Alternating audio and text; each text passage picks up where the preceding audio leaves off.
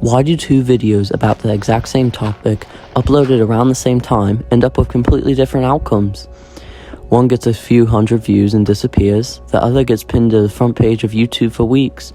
Same information, sometimes even worse editing on the winning video. So what's actually going on? I spent the last few months going through 500 viral videos one at a time. Different niches, different countries, different channel sizes. I paused them, rewound them, compared them side by side like I was studying evidence. And underneath all that noise, 3 patterns kept showing up again and again. Today I'm going to walk you through exactly what they are. And the third one, the one that almost nobody talks about, is the one that explains why the other two even matter. But we have to start at the beginning. Before a viewer watches a single second of your video, before they hear your voice or see your editing, they make a decision based on a tiny rectangle. And that decision happens in less than a second. I'm talking about the thumbnail. Here's something that surprised me at first, but stopped being surprising after video number 50. The actual content quality barely factors into whether a video takes off. What factors in is whether someone scrolling in 2 in the morning stops their thumb for half a second. That's it. That's the whole battle. YouTube doesn't know if your video is good, it only knows whether people click it, and whether people stay on once they do. Click-through rate isn't a vanity metric, it's the signal that tells the algorithm whether your video deserves to be shown to more people. Low click-through rate and your video quality dies in obscurity, no matter how good editing is. So what do creators who consistently go viral do differently? They treat the thumbnail like the headline of the entire video, not afterthoughts slapped on after editing.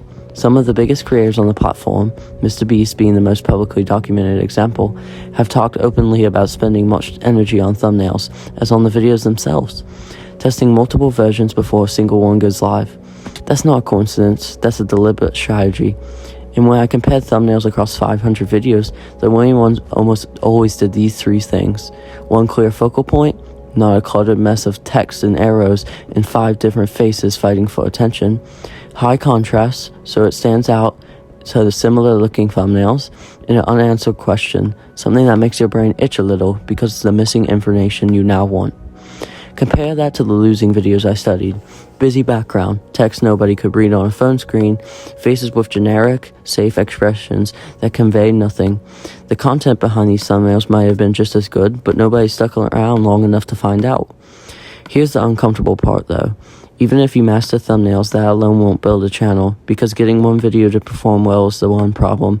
Getting YouTube to consistently recommend you video after video is a completely different one, and that's where the second pattern comes in. Every one of the 500 videos I studied belonged to a channel that stayed remarkably narrow, not narrow in creativity, narrow in topic. Think about YouTube's recommendation system actually works. It isn't watching your video and judging it on an artistic merit, it's pattern matching. It looks at who watched your last video, what else they watched afterward, and it tries to predict who else might enjoy something similar. That system gets smarter the more consistent your content is, but it gets confused, genuinely confused, the moment your channel jumps around. This is where a lot of new creators accidentally sabotage themselves, and I saw this pattern constantly when I was going through the failed channels. For comparison, someone posts a cooking video that does decently, then 3 weeks later they post a gambling video because that's also something they enjoy, then a vlog, then a tech review. Each video might be genuinely well made, but the YouTube has no idea who to show it to anymore. Because the audience from the cooking video isn't the audience from the gaming video. The algorithm essentially has to start over and guessing blindly every single time the topic shifts. And it's not just the algorithm that gets confused, viewers do too.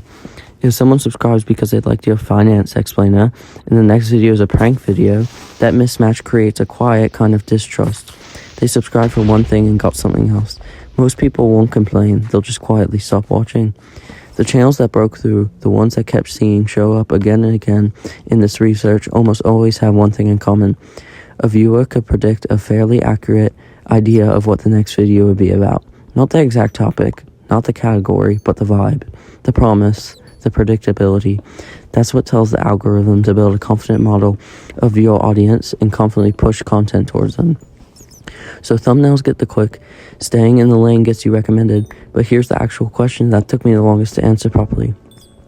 Why do some channels with great thumbnails in a tight niche still plateau? Why do creators have everything right, quote unquote, and still stall out every few thousand views? This is where the third pattern comes in, and it's the one that ties the first two together. It's not really about how often you upload. That surprised me too, because consistency gets thrown around as so much in advice videos that it's almost become meaningless. But when you look closely at the channels that grew the fastest, it wasn't valuable because they were uploading regularly. Please, there's some algorithm gremlin. It was valuable because every video is a data point. Every video you publish is quietly answering a question for you. Did that thumbnail work? Did people click? Did they stay past the first 15 seconds? Or did they bail immediately? Did the topic land, or did it fall flat?